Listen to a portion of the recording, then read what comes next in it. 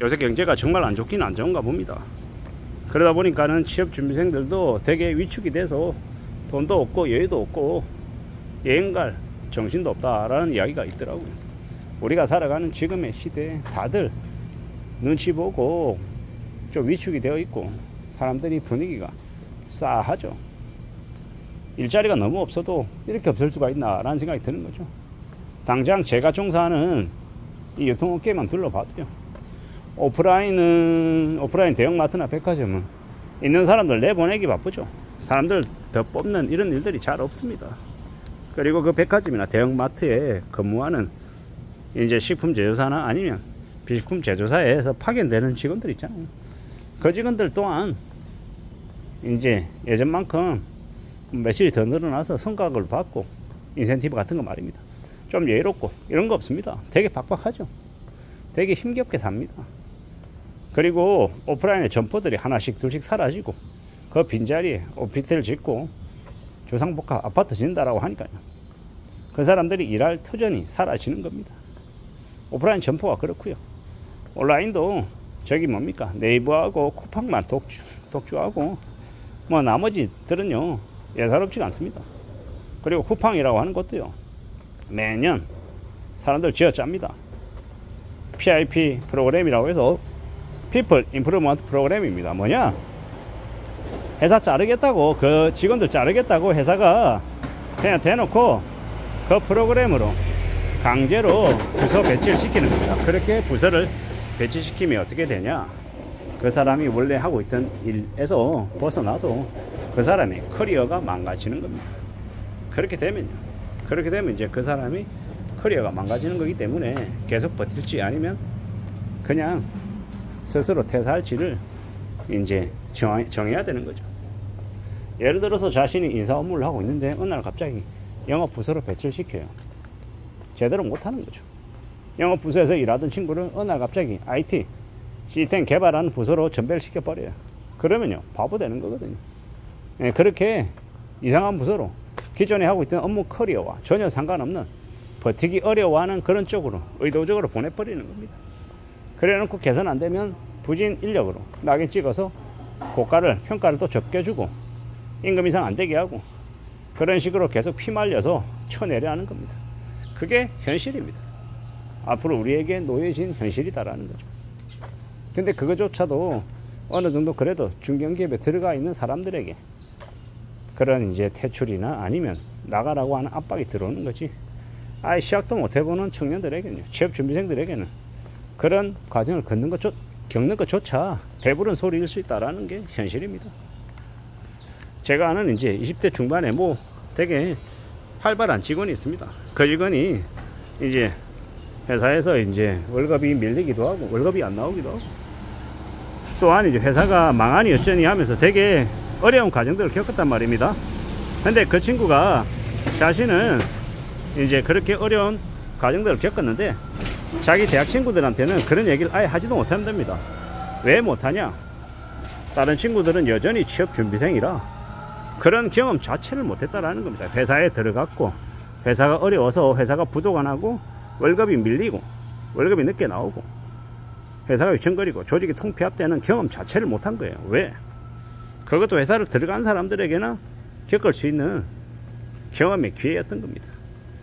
제가 이제 그런 얘기를 들으니까 조금 뒤통수를 세게 맞은 같은 느낌이었습니다. 뭐냐, 회사에서 내몰리고 회사가 휘청거리고 회사가 망할 수도 있다 그러고 조직이 통폐합되고 사람들이 50%, 60%, 70%, 80% 이제 잘리는 과정들을 목격하는 것조차도 회사라고 하는 조직 안에 있어야 그걸 본다라는 겁니다. 아예 밖에 있는 사람들은, 아예 회사 문턱에도 들어가 보지도 못한 사람들은 그냥 그런 얘기는 뉴스에서나 보는 이제 남 이야기인 겁니다. 이런 얘기를 들으니까 참 씁쓸하더라고요. 한켠에서는 젊은 친구들, MZ 세대들이 해외여행을 너무 자주 간다, 버는 돈은 뻔한데 돈 버는 족족 해외여행 간다라고 젊은 것들이 겉멋에 들어서 미쳤다라고 욕하는 이들도 있고, 또 다른 쪽에서는 그런 해외여행을 가려 해도 빚내서 가려 해도 빚낼 수 있는 처지가 되는 사람들이나 그렇게 빚을 내서 가는 거지, 그거조차 안 되는 사람들은 되게 우울하게 사는 거죠. 요새는 젊은 친구들 아르바이트도 경쟁이 치열해서 아무나 못한다, 아무나 안 시켜준다 라고 말이 나올 정도니까요. 심각한 거잖아요. 무지막지한 거죠. 이게 현실이다라는 겁니다.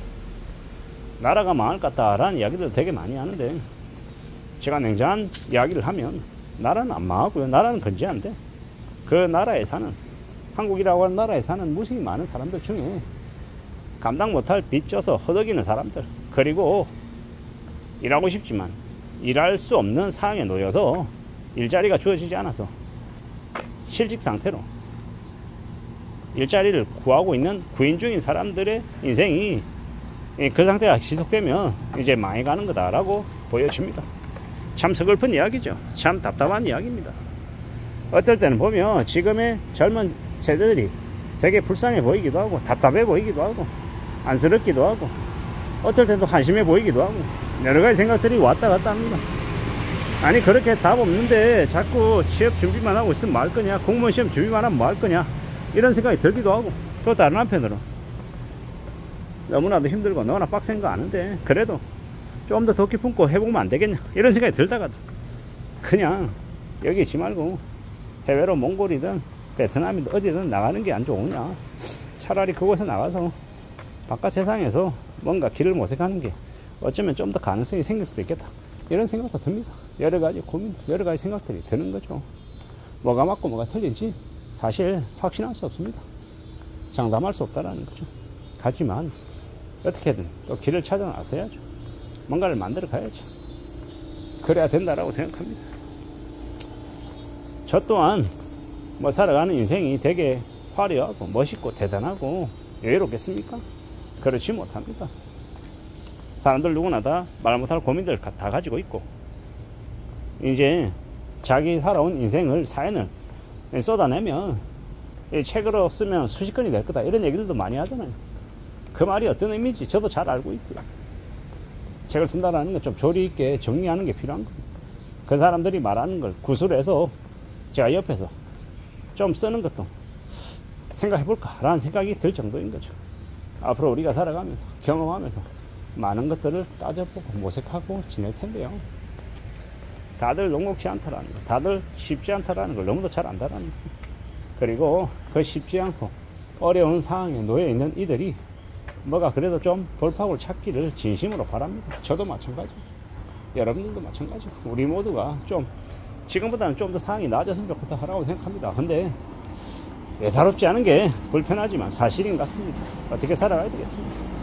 마음 단단히 먹고 독종처럼 덕기 품고 사는 거 말고는 길이 없어 보입니다. 이상입니다.